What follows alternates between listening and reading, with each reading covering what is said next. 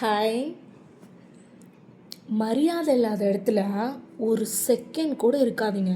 அது எப்பேற்பட்ட உறவாக இருந்தாலும் சரி, என்ன மாதிரியான சுச்சுவேஷனாக இருந்தாலும் சரி, அவங்கனால நம்மளுக்கு எவ்வளோ பெரிய ஆதாயம் ஆகிற மாதிரி இருந்தாலும் இருக்காதீங்க. தேவையில்லை.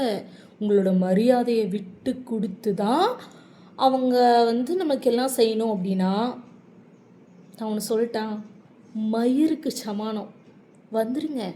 அது யாராக இருந்தாலும் சரி, எந்த மாதிரி உறவாக இருந்தாலும் சரி, உங்களுக்கான செல்ஃப் ரெஸ்பெக்ட் கண்டிப்பாக வேணும்.